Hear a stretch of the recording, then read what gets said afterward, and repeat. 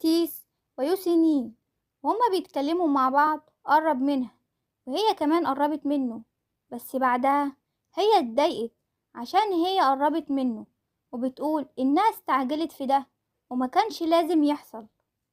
هو قالها إنه معجب بيها وبيحبها بجنون، وإنه مش قادر يبعد عنها، وإنه مش هيجبرها على أي حاجة، وهيديها الوقت عشان تفكر في علاقتهم. وبيقول لها انت اتضايقتي عشان قربنا من بعض. هي بتفكر مع نفسها وبتقول ان كل ما بتشوف سنان قلبها بيخفق بطريقة مسرعة، وانها كل ما تشوف عينيه الداكنة انها بتحس انها مش عايزة تبعد عنه، وهي عمالة تكلم نفسها قربت منه تاني. ولما رجعت البيت امها كانت بتسألها عن انها اتأخرت ليه. قالت لها انها كانت مشغولة، وقالت إنها عايزة تتكلم مع أمها في أمور تخص أختها جانيل. قعدت مع أمها وقالت لها إن أختها الطلاب في الأكاديمية بيضايقوها في الكلام، ولازم إنهم في البيت يقربوا منها أكتر، عشان هما كانوا طول عمرهم بيهتموا بيوسي نيل من صغرها، وما كانوش بيهتموا بأختها الصغيرة خالص، ولازم يهتموا بأختها أكتر من كده. أمها اتفاجئت من كلام يوسينيل. أمها بتقولها إنها ما اهتمتش بيوسينيل لأنه كان في سبب لده، وهو إنه اللي كان بيحصل معاها من صغرها، اللي هي الكوابيس اللي كانت بتجيلها. وبتقولها إحنا اهتمينا بيكي بالسبب ده. يوسينيل مش فاهمة وبتقول يعني إيه. أمها بتقولها خلاص مفيش حاجة مهمة، أنا هخلي اهتمامي بجانيل أكتر من كده وأكتر من الأول.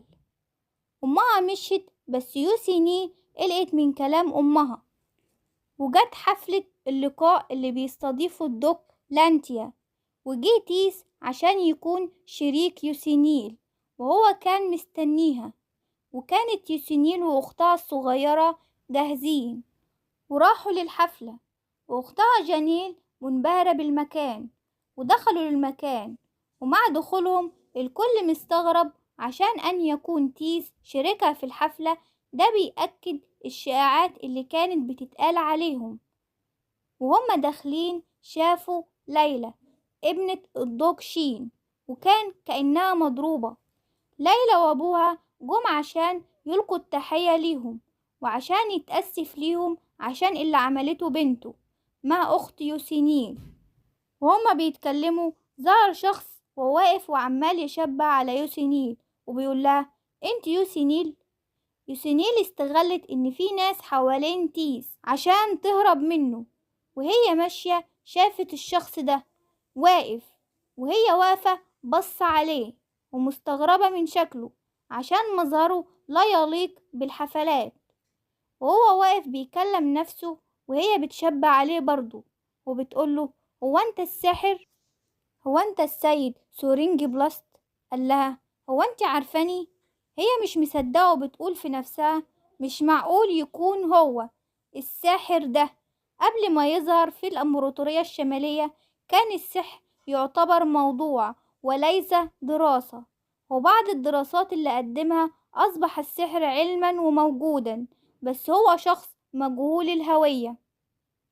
يوسينيل بتقول للساحر ده إنها مبسوطة إنها شافته، وإنها بعتت مقالات كتير قبل كده ليه عشان تفهم عن السحر أكتر. وقعدوا يتكلموا عن اللي حصل معاها، وقالت له إنها بتدرس في السحر عشان ترجع لعالمها الأصلي، وقال لها إنها ما تقولش لحد إنها تعرفه ولا تقابله. قالت له إنها محتاجة تشوفه، وهو كمان عايز يشوفها عشان يسألها عن أمور كتير. وهي اقترحت عليه إنها تقابله في مكان محدش هيعرفه، وهو وافق. وتيس بيدور على يوسينيل فشافها واقفة مع حد فبص عليها. ونرجع تاني تيس راكب العربة مع يوسينيل وهو سرحان ومتضايق، وهي مستغربة منه عشان هو مش بيتكلم خالص، ودي مش من عادته. واختها جانيل نامت، وهي عمالة تكلم نفسها عشان تيس ساكت. راحت سألته إنه متضايق منها ولا حاجة.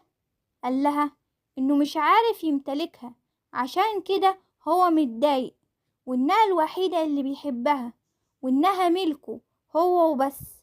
وقال لها إنه قلقان ليخسرها، وقال لها إنها لو بتحب لون الشعر الأشقر الفاتح أكتر من لون الشعر الأسود، وقال لها إيه اللي هيحصل لو شفت ابتسامتك وعينيكي شايفين حد غيري؟ انت لو سبتيني في يوم من الأيام ولسه هيكمل. هي قالت له مفيش حاجة من اللي انت بتقولها دي حصلت ولا هتحصل، عشان انت بتعمل كل حاجة لتفرحني وتسعدني. واعترفت له بحبها وقربت منه. هو طبعا مبسوط جدا، وقال لها انه اللي بيحصل معاهم ده دليل عن وجود حب بينهم. يوسينير رجعت للبيت، وكان قاعدة وبتفكر وبتكلم نفسها وبتقول إنها خايفة، ومش خايفة من حب تيس وبس، قد ما هي خايفة من الحب نفسه. وكان باين عليها القلق. وكانت صديقتها أولين قاعدة معاها وبتتكلم معاها عن أبوها وأختها ليلى. وكانت أولين باين عليها الزعل هي كمان. ويوسينيل سألتها عن هي زعلانة من إيه. قالت لها بسبب السيد إيسيل، عشان هي كانت بتحبه، وعشان هو هيكون خليفة العيلة بتاعته، ومش هيكون ليهم أمل مع بعض، وإن إيسيل أصلا ما عندوش مشاعر ناحيتها، وإنها عايزة شخص مناسب ليها. في يوم كانت يوسينيل نايمة، وكانت بتحلم نفس الحلم كالعادة، وحلمت إن تيس كان جنبيها وبيصحيها، بس هي فاقت من الحلم ده. وبعد كده يوسينيل راحت عند الساحر اللي قابلته في الحفلة، وقعدت معاه وقعدوا يتكلموا، وسألته عن السحر، وهو وراها بيانات تخص السحر. هو سألها عن ليه هي مهتمة بالسحر ده، وقعدوا يتكلموا عن أمور كتير عن السحر وعن السفر عبر الأبعاد، وهي عايزة طريقة ترجع بيها لعالمها الأصلي والسفر عبر الأبعاد. وهي بتكلمه افتكرت لحظتها مع تيس، وبتمنى إنها تلاقي طريقة صحيحة بالنسبة لها. بعدها تيس ويوسينيل وأختها الصغيرة كانوا واقفين، وكانت يوسينيل واقفة وسرحانة وباين عليها القلق، وكان تيس ملاحظ ده، وهو باصص عليها وساكت وملاحظ قلقها. تيس طلب من يوسينيل إنهم يتمشوا مع بعض. هي مش موافقة عشان عايزة تهتم بأختها جانيل. هو استغرب وقال لها أختك معاها لعبة وبتلعب مع الناس اللي موجودين في المكان، وإنها ما تقلقش عليها، وألح عليها عشان تتمشى معاه، وسألها مالها وإنها ما عندهاش حاجة تقولها له. قالت له مفيش حاجة. قال لها خلاص يلا نتمشى. وهما ماشيين كل واحد من التاني ساكت، وهي سرحانة وهو سرحان، وهو ماشي نادى باسمها، وهي ماشية وبتفكر مع نفسها على إنها هتقول إيه لتيس وهتعمل إيه. وهي ماشية قرب منها وسألها عن سرحانها سببه إيه وبتفكر في إيه، وإنه قلقان عليها. هي دفعته وقالت له إنه يبعد عنها وإنه يكون في مسافة بينهم. هو سألها هي متضايقة من إيه وإيه اللي بيحصل معاها. راحت قالت له إنها مش من العالم ده، وإنها بتحاول ترجع تاني لعالمها الأصلي، واتكلمت عن ماضيها مع أمها وأبوها. تيس اتفاجئ من كلامها، وكانت يوسينيل بتعيط وهي بتتكلم معاه، وإنها بتفكر ترجع لعالمها الأصلي، بس هي مش عارفة ترجع، وفي نفس الوقت بتفكر فيه هو، وإن مفيش حد فاهمها، وإنها هتمشي دلوقتي. هو قال لها إنها ما تمشيش وتكلم معاها، عشان هو بيحبها حتى لو هي من عالم تاني.